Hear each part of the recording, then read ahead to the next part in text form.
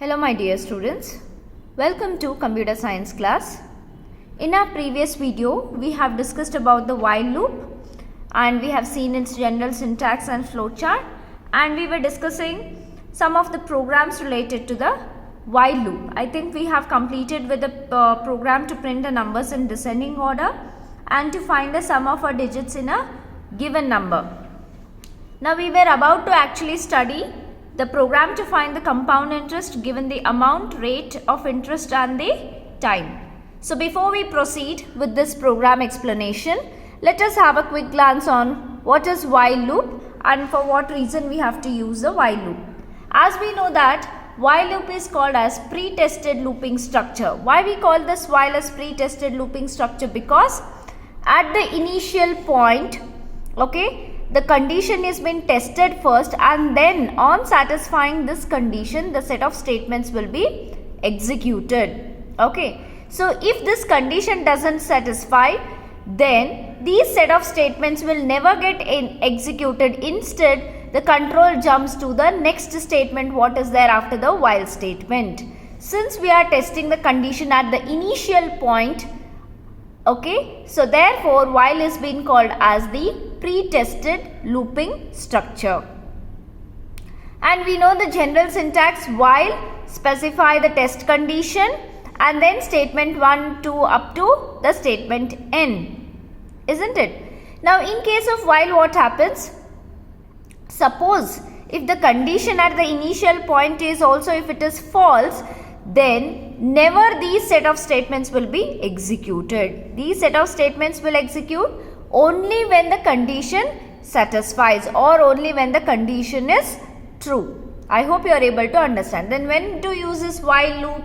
So whenever you want certain number of statements to be repeated for certain number of times, if you want the statements to be repeated, then we are going for the looping structure, that is while statement.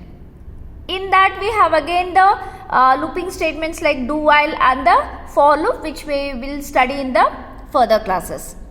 Now as we were discussing about the program to calculate for the compound interest given the principal amount and the rate of interest and time, look at the program here. So these are the header files: iostream, conio and iomanip.h. I hope you know for what reason we are using these header files, and followed by the main function. We have taken 4 variables here. First one is principal amount. So principal amount, the net amount, the rate and the compound interest. I hope in your school also you have studied the formula to calculate the simple interest and the compound interest. I hope you know what is compound interest. So herein this principal amount is the basic amount what you are giving. That is the basic the investment what you are doing, that is what is the principal amount. This net amount we need it for the calculation purpose.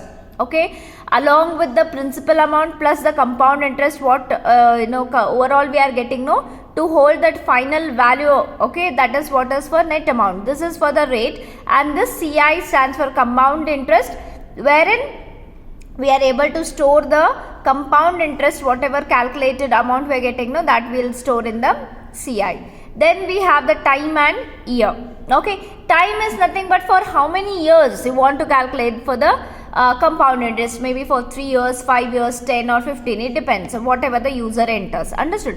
Now this year is for, suppose for example, if we are giving the principal amount as 1000 and the rate of interest as 5%, and how many years time duration I am giving for 5 years. That means what?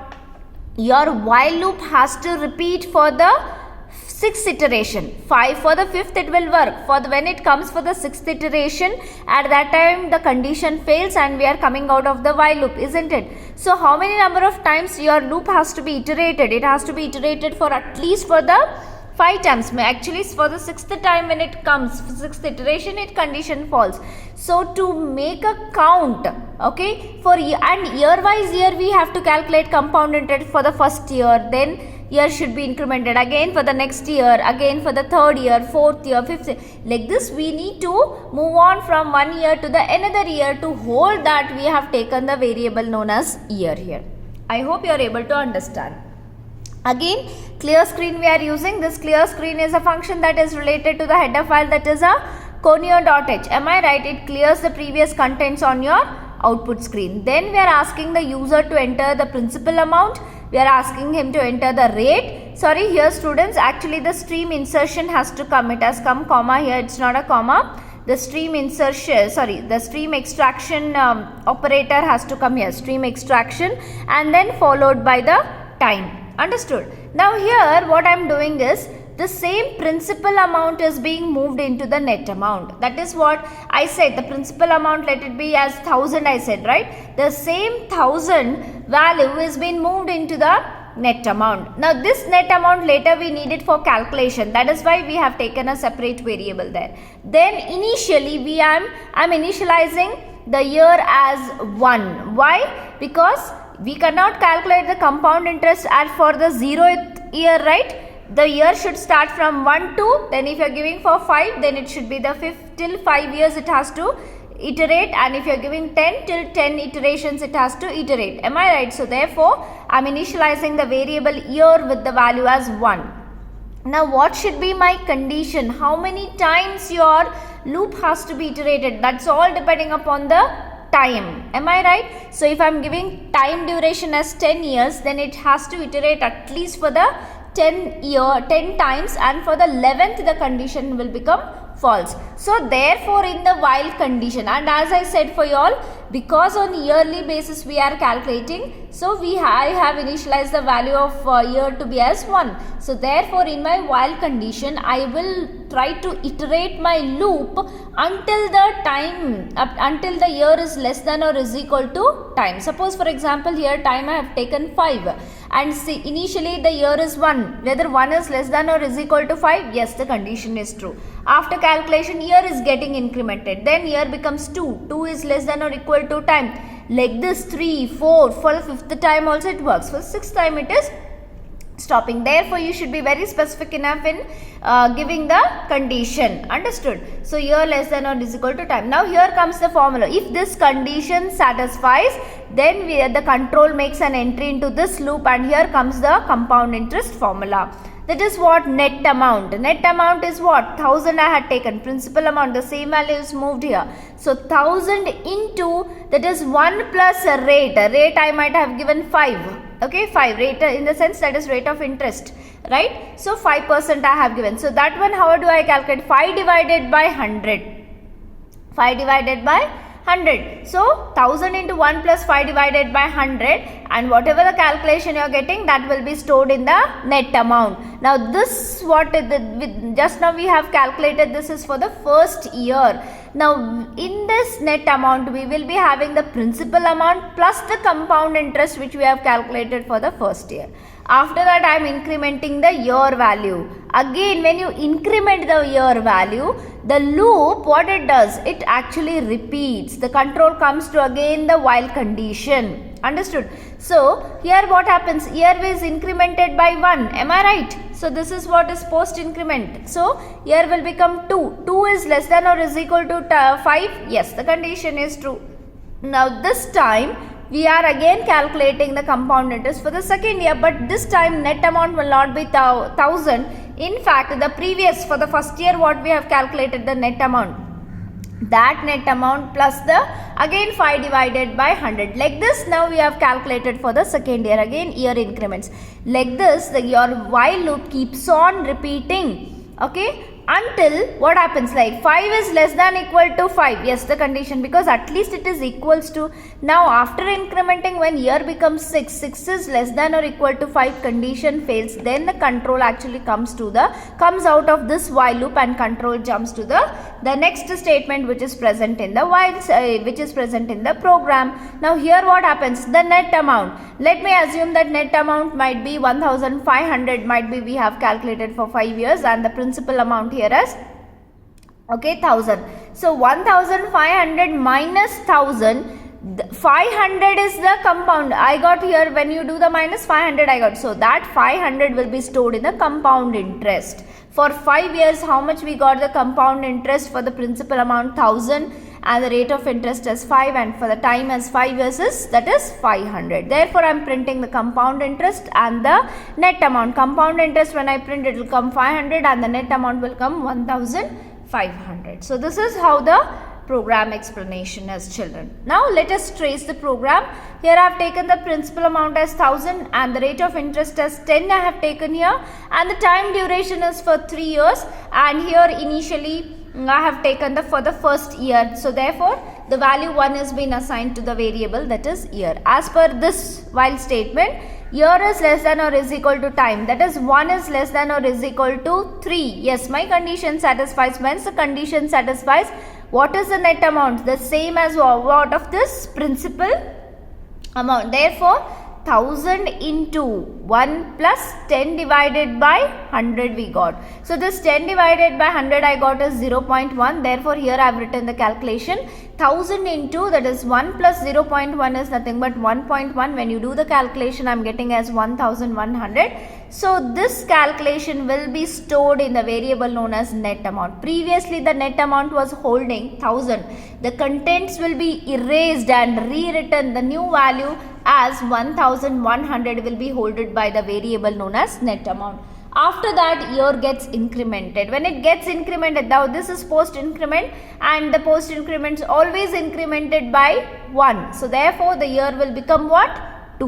When year becomes 2, again your loop gets iterated or repeated. So now this time it's a second iteration. So in fact I can explain it here only, but for your understanding I have written it separately here for the second iteration. So for the second iteration, the principal amount, everything remains the same.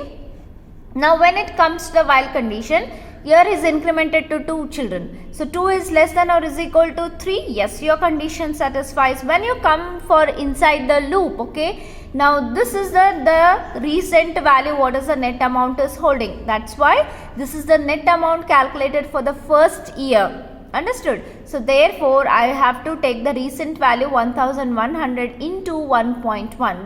This remains the static, that is always 1 plus 10 divided by 100 we are getting. Understood? So when I do this particular calculation, I'll get the answer as 1210 here onto the right hand side. It will be assigned to the left hand side because we are using the assignment operator. Now this time this is the compound interest plus the principal amount which is being calculated for the second year. I hope you are understanding. So after this statement, then we are incrementing the value of year becomes 3 now. So again the loop gets iterated. When the loops get iterated, now this time for the third iteration, 3, the year becomes 3, children. So 3 is less than or is equal to 3. Yes, your condition satisfied. Again we should consider the latest amount of this net amount. So here what happens, since your condition is true, you are making an entry into the loop. So 1210 into 1.1 I get as 1331. So 1331 will be stored in the net amount, and then therefore again the year value will be incremented by 1. So the year holds now as 4. Understood? Now coming to the fourth iteration, what happens? Again it comes, when it iterates, now it will check. So while 4 is less than or is equal to 3, the condition fails. Once this particular condition fails, the entire control comes out of this loop and it control goes to the next step. So as per the program, what is there in the next step? The next step is to calculate the compound interest here, that is CI is equal to net amount minus principal amount. What I got the net amount as 1331 minus principal amount remains the same, so that is 1000. So 1331 minus 1000, I got how much compound interest? That is 331 compound interest I got for the how many years? That is for the 3 years with the rate of interest 10 and the principal amount as 1000. Can you see here the formula? So this is the complete explanation for about the test program to find the compound interest given amount, rate of interest and the time. I hope children the explanation is clear enough for your understanding purpose. Okay, but what I want you to do is you have to write this tracing in your book, because during annual examination when you start preparing for your programs and all, you will get to know how the program works. If you know how the program works, automatically and easily you can remember the program also. Okay, so whatever the tracing I am showing, each and every program you have to make a note of it. Understood? Now let me execute this program and show you for you. Okay. This is a program. Okay, so this is a program, your complete program, where I am printing your compound interest and the net amount, children. Okay, let me execute the program. First let me compile it. Compile in the sense what? To debug if any errors are there, to check it. Okay, see here, 0 errors I got, and then I'll just run the code. Okay, see, it's asking you to enter the principal amount, rate of interest and the time. Let me give the same values what I had taken for the calculation, and let us check whether the whatever the tracing we have done, whether it's correct or no. How much I had given? The rate of interest is 10 and the time duration I had given as 3, and let me execute. See, the compound interest I got 331 and the net amount I got as 1331. Let me show you with the one more output. So when I'll just run it, so when I run this program, I'll take it the 1000, I'll take it. Okay, and rate of interest I'll give it as the 10% only, and let me increase the time duration. You can give the principal amount as 1500, that's left to you. 2000, 5000, that's left to you.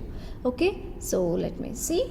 So compound interest I got how much? 610.51001. So that is why we have taken compound interest and all we have taken under the data type, that is floating. Okay, and this is what is the net amount. Net amount always comes with the principal amount plus the compound interest. I hope children you are able to understand. Now one thing I wanted to tell you, the common mistake errors what? We know that in C++ every statement has to be terminated with a semicolon, but remember the looping structure shouldn't have any kind of semicolons here. Now suppose for an example, if I put a semicolon here, what it indicates for the compiler that this while less than or is equal to time, after that when it sees this semicolon, it understands this is the end of this particular statement, and it will never consider this flower bracket, net amount and this statement as a part of while statement, wherein actually this net statement, as this particular statement and this particular statement and these flower vases, they are actually the part, they are the true part of this while statement. Am I right? When you give a semicolon to this particular while statement, the compiler will understand that this is a single statement. It's an encountered with an semicolon. It's a single statement, and whatever the further statements you have written are not at all related to this particular statement. It will assume so, and therefore you will get an error. You see, I'll just compile and show you. Compile. Okay, and then run the program. Now I'll give the input for you, that is 1000. Okay, rate of interest I'll give it as 10. Okay, and let me give the time duration as 3, and see, I've pressed enter, but I'm not getting the output. Can you see here? I'm not getting the output at all. Why? Because our loop is not at all iterating. It's not at all iterating. Understood? So therefore we shouldn't give any semicolon there. I hope children you are able to understand. Therefore we shouldn't give any semicolon to this particular while statement. Now moving on to that is next looping structure, the very important one. But one thing you should take care, a very important one, whenever we specify the while condition, we should make sure that we have to write in such a way that at certain point of a time the while condition has to have the false. Otherwise, if we have not written in such a way, that means the while condition keeps on repeating, it keeps on iterating. So if it keeps on iterating, it becomes an infinite loop. Okay, so it will never end. So always we should write the while condition in such a way that it should have the finite set of numbers to get repeated. I hope you are able to understand. Therefore here you can see the note. While we are using the while loop, there must be some method to force the condition to become false at certain point of time. Otherwise the loop will continue looping forever. So this which is called as infinite loop. We shouldn't have any infinite loop whenever we specify the while condition. Instead we should have a finite loop.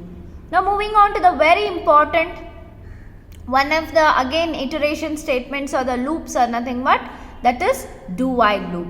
Now this do while loop, it has been called as post tested looping structure, whereas in case of while we know it's a pre-testing looping structure. Why we call it as pre? Because the condition has been checked initially. Now this do while is said to be as the post testing looping structure. Why? Because here the condition is being checked at the later part.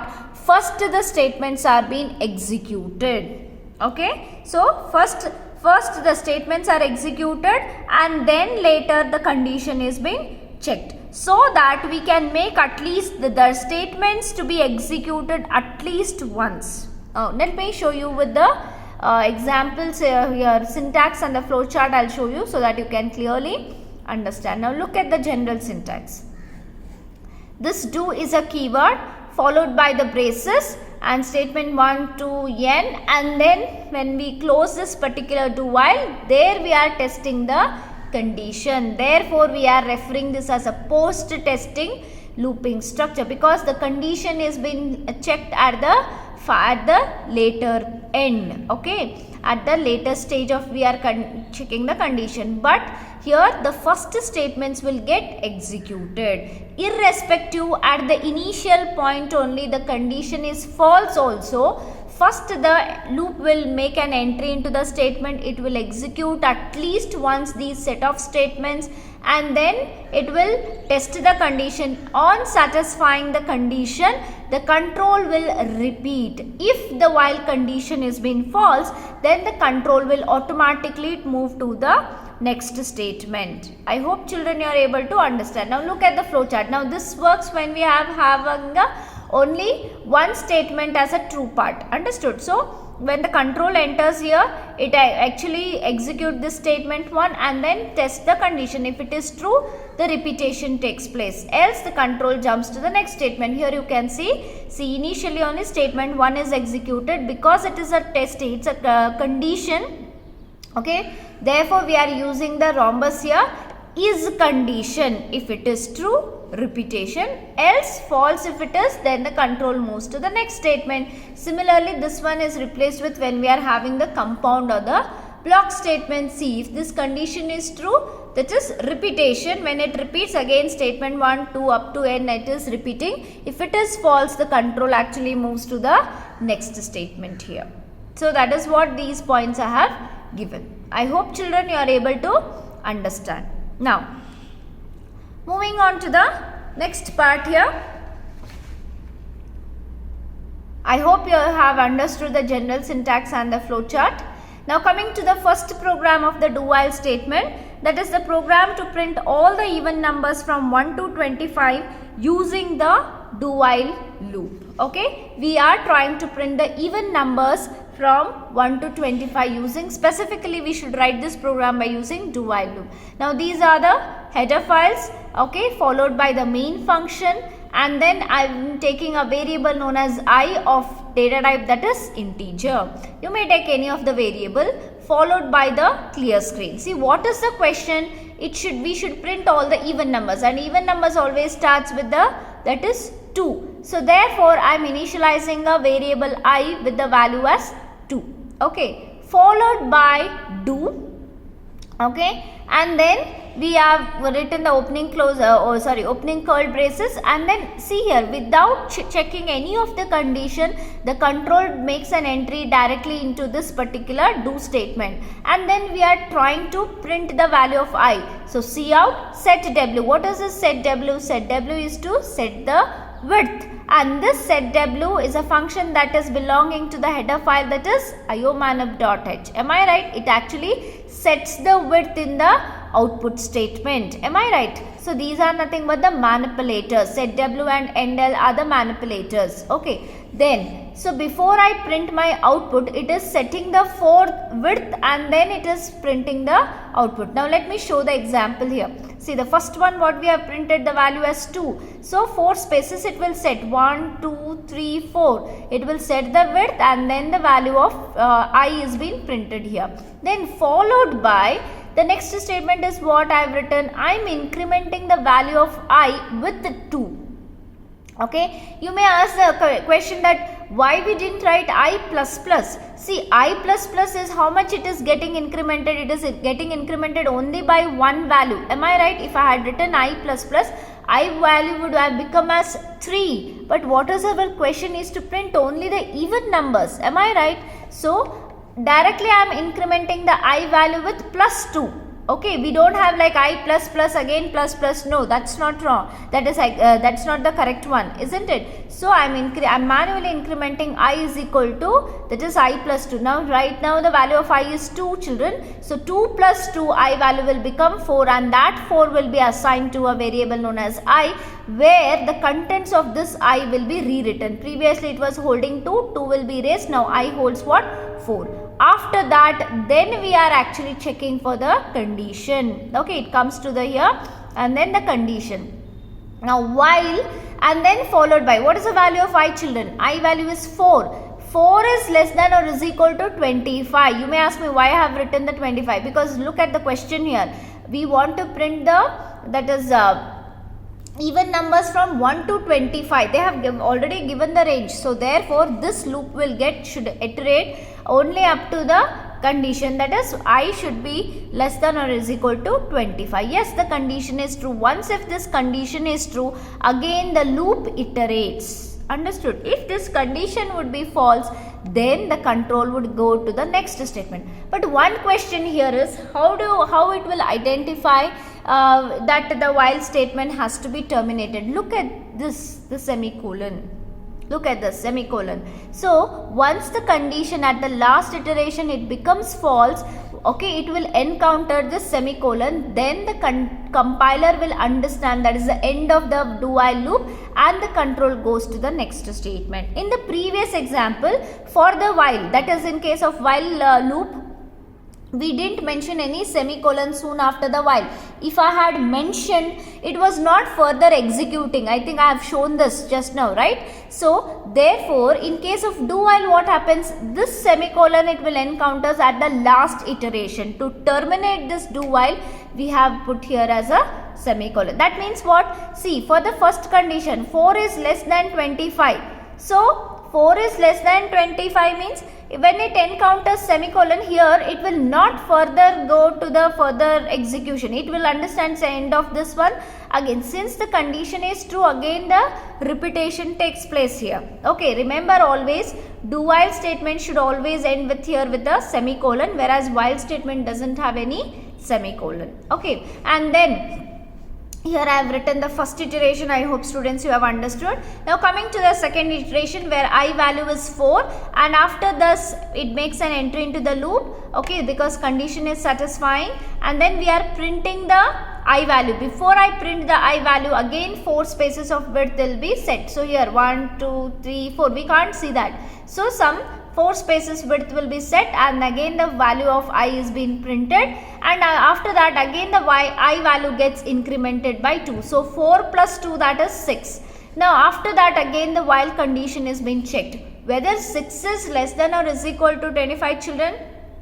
Yes, the condition satisfies. Once the condition is satisfied, again the repetition takes place. So that becomes what? Third iteration. So once it iterates, once it makes an entry, first the I value, I becomes 6. So 6 is being printed, and again 6 will be incremented by 2, where the I value will become as 8. Again the condition is being checked. Whether 8 is less than or is equal to 25. Yes, the condition is true. Because the condition is true, again repetition takes place, which will be nothing but that is the fourth iteration. Now at this point I value is 8, children. So first I value will be printed. For after that I becomes again incremented by 2, that I becomes 10 here. So whether 10 is less than or equal to 25, yes, the condition is true. Again repetition, the value of I will be printed, I value will get incremented by 2. Now this time I becomes what? 12. So whether 12 is less than or equal to 25, condition is true. Again in the sixth iteration I value will be printed, and again I value will get incremented by 2, where I value will become 14. Whether 14 is less than or is equal to 25, children? Yes, the condition is true. Once the condition is true, it comes for the 7th iteration where I value will be printed first, again gets incremented by 2. So I becomes this time what? 16. Well, 16 is less than or is equal to 25. Yes, the condition is true. On satisfying, the 16 will be printed. I gets again incremented by 2 where the I value will become 18. 18 is less than or is equal to 25. Yes, the condition is true. So once the condition is true, 18 is printed. I gets incremented by 20 by 2, that is by 2. So I value will become 20. 20 is less than or is equal to 25. The condition is true. Once this condition is true, it goes to the next iteration. See, previously when I was telling 2 is printed, 4 is printed. Every iteration a value is being printed. Now we are at this position. Now I is equal to 20. So 20 will get printed here. Again I becomes incremented by 2. So I becomes how much? 22. So again the first condition will be checked. Whether 22 is less than or is equal to 25. Yes, your condition is true.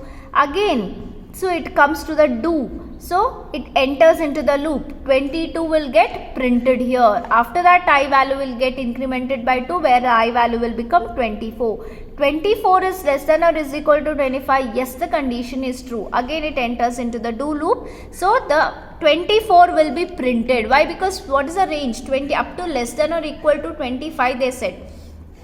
So I becomes what? 24 and that would get printed. So I will again get incremented by 2 where the value of I becomes what? 26. So while 26 is less than or is equal to 25 children, here the condition becomes false. Once the condition becomes false, the control comes out of this complete do while loop and therefore it goes to the next statement. As per our program, what is my next statement children? As per this, the next statement is the get ch followed by the closing bracket. Am I right? Therefore, what I'll get the output, that is 2, 4, 6, 8, 10, 12, 14, 16, 18, 20, 22 and 24. So these are all the even numbers within the range, that is from 1 to 25. I hope you are able to understand. Now let me execute this program and show you. So this execution I'll just show you in the next